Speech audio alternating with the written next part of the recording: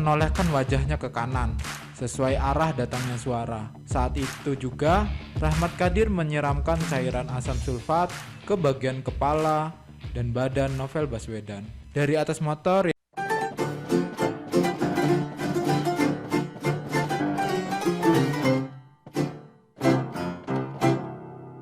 perawatan mata, Bapak Novel akhirnya kembali aktif di KPK. Novel mengatakan akan bekerja sesuai kemampuannya. Tanggal 21 Desember 2018, tim pemantau kasus Novel bentukan Komnas HAM merekomendasikan pembentukan tim gabungan pencari fakta, peristiwa, dan pelaku pada kasus Novel. Presiden diminta memastikan Kapolri membentuk, mendukung, dan mengawasi pelaksanaan tim gabungan. Tanggal 11 Januari 2019, Polri akhirnya membentuk tim gabungan pengungkap kasus Novel Baswedan. Tim menyertakan unsur polisi, KPK, akademisi, LSM, Komnas HAM, dan mantan pimpinan KPK. Sedangkan mantan Kapolri Jenderal Tito Karnavian sendiri bertindak sebagai penanggung jawab. 2 tahun setelah kasus penyiraman, tepatnya tanggal 11 April 2019, tim gabungan belum bisa mengungkap pelaku dan motif penyerangan air keras kepada Bapak Novel Baswedan. Setelah 2 tahun lebih dari penyiraman air keras di depan Masjid Al-Ihsan, akhirnya tanggal 26 Desember 2019, polisi menyatakan berhasil mengamankan pelaku penyerangan berinisial RB dan RM. Kedua pelaku penyerangan pada Novel adalah anggota polisi aktif. 3 bulan setelahnya, tanggal 19 Maret 2020, persidangan perdana kasus penyerangan Novel Baswedan dilangsungkan. Kedua tersangka Rahmat Kadir Mahulete dan Roni Bugis mendapatkan pembelaan dari Divisi Hukum Polri untuk menghadapi proses persidangan tersebut. Tanggal 11 Juni 2020, singkatnya kedua terdakwa dituntut 1 tahun penjara. Jasa penuntut umum menilai keduanya terbukti melakukan penganiayaan. Ya, kurang lebih seperti itu kronologi kasus penyiraman Bapak Novel Baswedan. Tidak terlalu detail, namun poin-poin pentingnya sudah kami sampaikan. Kronologi tersebut dihimpun dari beberapa media online dan kami hanya meringkas saja, tidak ada yang kami tambahkan. Kronologi sudah,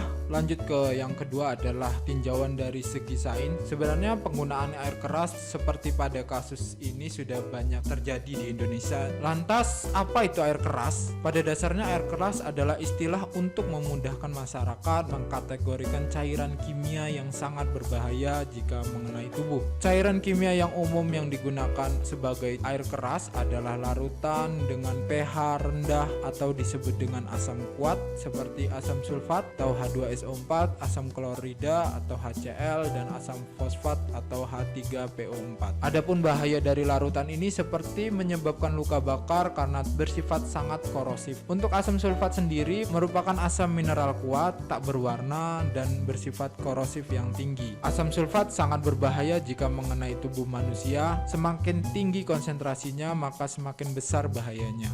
Asam sulfat memiliki sifat pekat atau biasa disebut oleum yang sangat reaktif dan berbahaya jika dihirup oleh manusia. Bagaimana jika asam sulfat terkena mata seperti kasus pada Bapak Novel Baswedan? Pada kulit, efek siraman air keras bisa menimbulkan luka bakar. Tingkat luka bakar sendiri bervariasi gitu ya, tergantung pada lamanya paparan air keras pada kulit. Bila segera dibasuh dengan air, maka kerusakan kulit yang ditimbulkan oleh air keras bisa dikurangi. Sedangkan paparan air keras pada bagian mata bisa mempengaruhi permukaan mata yang terdiri dari kornea serta konjungtiva atau lapisan tipis yang melindungi area putih pada mata. Lebih lanjut, jika kornea terkena asam sulfat, maka akan terjadi yang namanya koagulasi kornea, ditandai dengan perubahan warna pada kornea.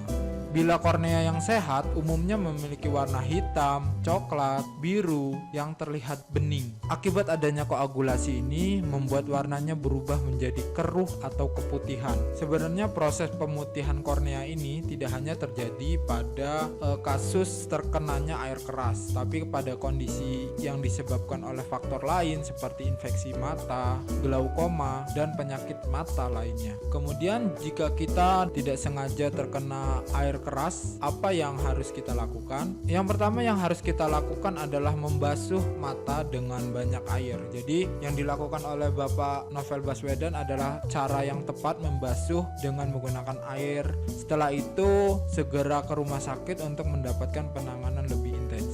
Kita lihat di sini bahwa asam sulfat sangat berbahaya gitu ya, karena bisa bersifat korosif, sangat beracun gasnya.